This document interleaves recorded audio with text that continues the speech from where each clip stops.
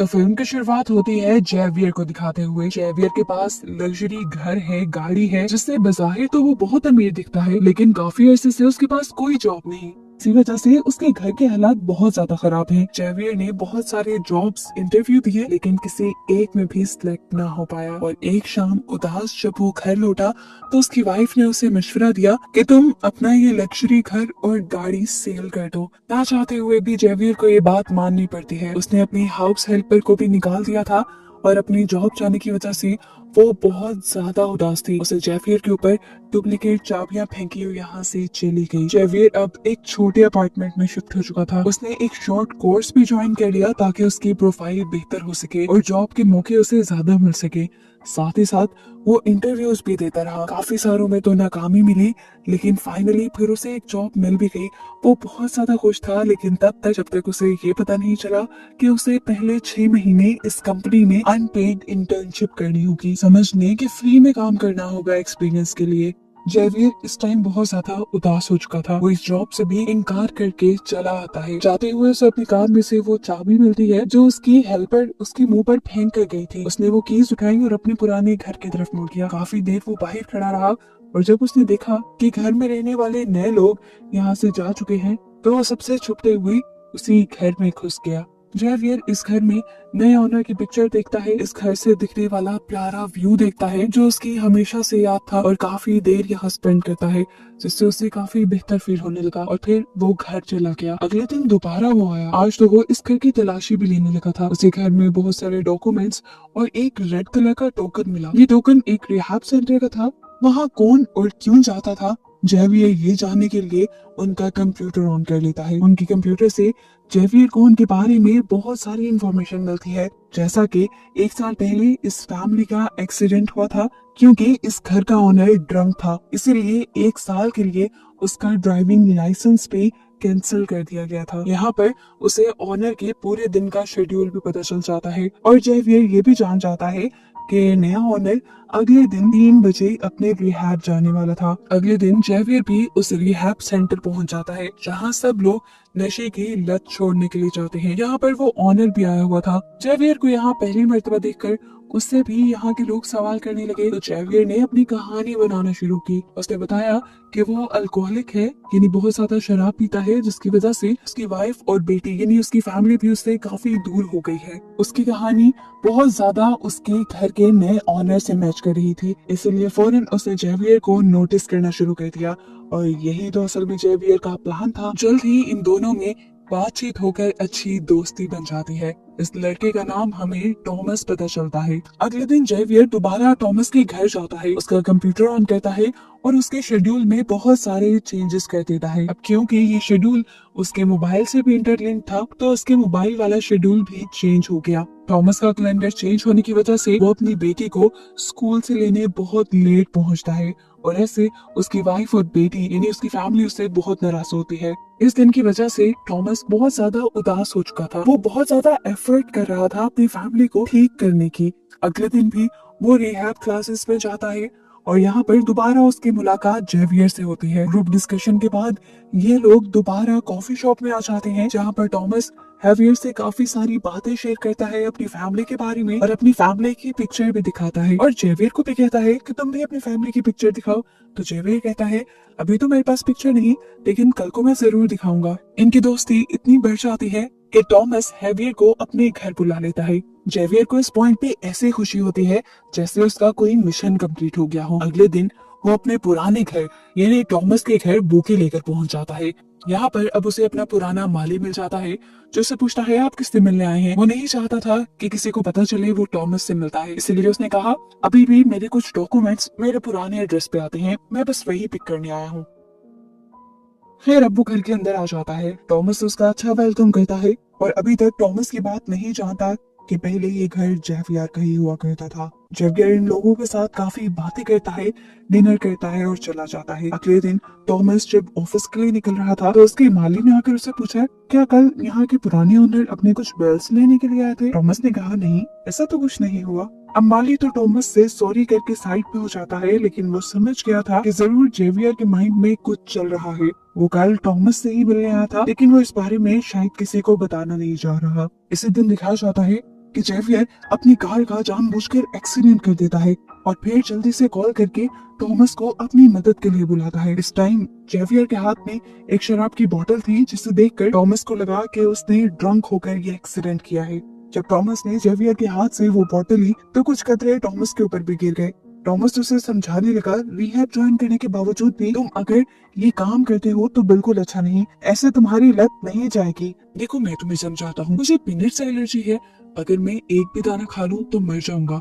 तुम भी ड्रिंक करने को ऐसा ही समझो, अगर तुमने ड्रिंक किया तो तुम मर जाओगे। जेवियर उससे कहता है, मैं ड्रिंक करना नहीं चाहता था, लेकिन कल जब मैं तुम्हारे घर आया तो मैंने देखा तुम अपनी जिंदगी कितने अच्छे से मेंटेन करते हो, तुम्हारी फैमिली है, तुम एक कंपनी के वाइस प्रेसिडेंट भी हो, लेकिन मैं, ना मेरे पास जॉब है और ना ही मेरी फैमिली मेरे सपोर्ट में है। मैं अपने दुख को काबू नहीं कर सका, इसलिए मैंने ड्रिंक की। टॉमस कहता है, ऐसा कुछ नहीं जैसा तुम्हें नजर आ रहा है, मैंने भी सब चीजों को बैलेंस करने में बहुत मेहनत की है, और वो कंपनी जहाँ मैं वाइस प्रेसिडेंट हूँ वो असल में मेरी नहीं है, मेरे फादर इन लॉ की है। जेवियर उसकी सारी बात सुनकर उससे कहता है, अच्छा मुझे कुछ देर के लिए तुम्हारा फोन चाहिए, मेरा फोन डेड है और मुझे कार टो करने के लिए किसी को बुलाना है यहाँ। टॉमस उसे फोन दे देता है, लेकिन कॉल करने से पहले वो अपने आप को एक मेल भी करता है। उसने ऐसा क्यों किया ये आगे रिवील होगा। इस सब में उसने टॉमस से प्रॉमिस भी ले लिया था कि तुम घर जाकर अपनी वाइफ को इस बारे में कुछ ना बताना, वो पता नहीं मेरे बारे में क्या सोचेंगी।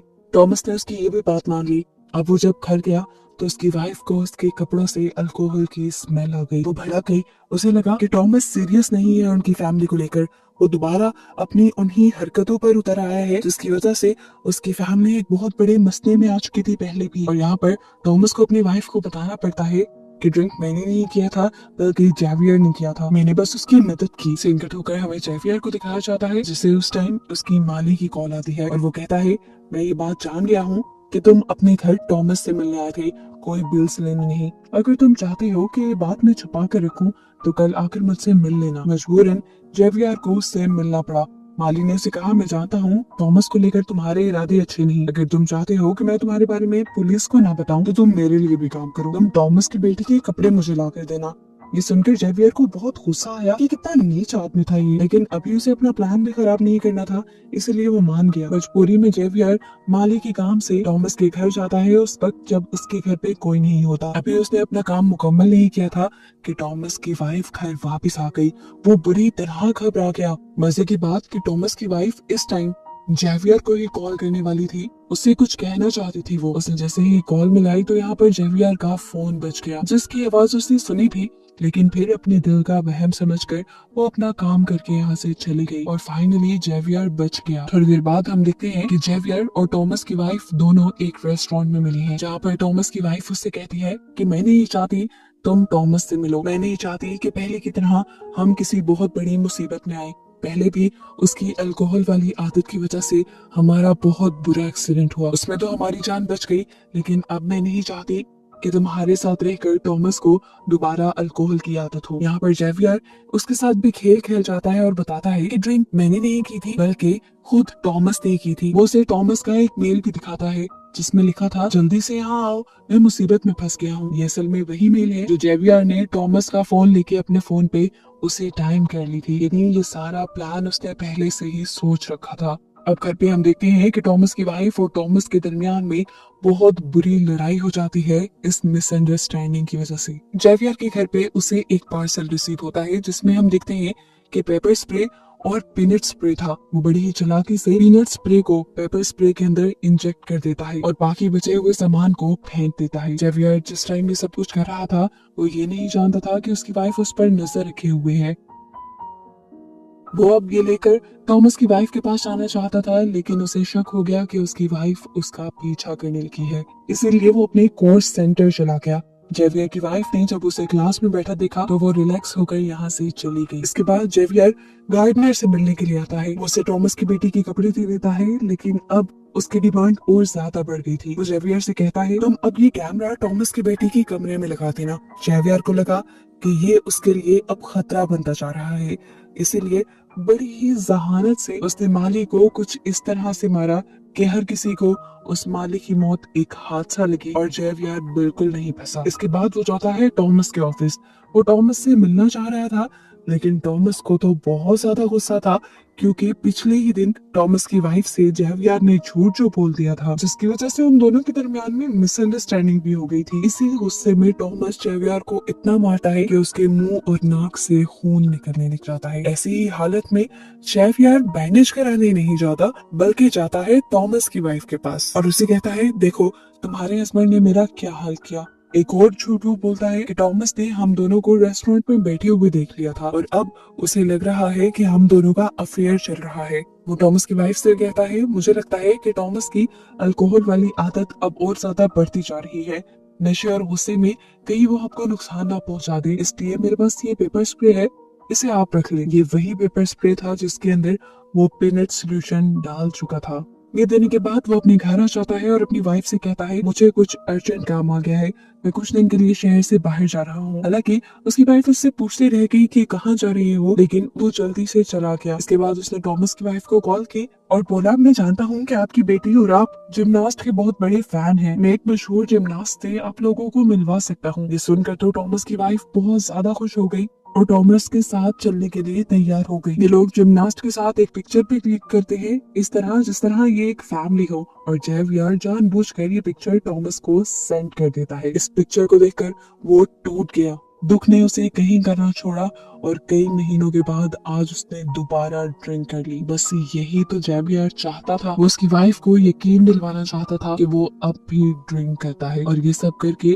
उसने टॉमस को मजबूर किया कि वो ड्रिंक करे, और ऐसे उसकी वाइफ को यकीन हो गया कि उसके हस्बैंड ने कभी ड्रिंक करना छोड़ा ही नहीं, बल्कि वो तो उसे बेवकूफ बना रहा था। इससे पहले कि टॉमस की वाइफ कुछ रिएक्ट करती, टॉमस ही गुस्सा करने लग गया, क्योंकि उसने इन दोनों को जेवियर के साथ आते ही देख लिया था। वो तो अपनी वाइफ को पीटने पे उतर आया।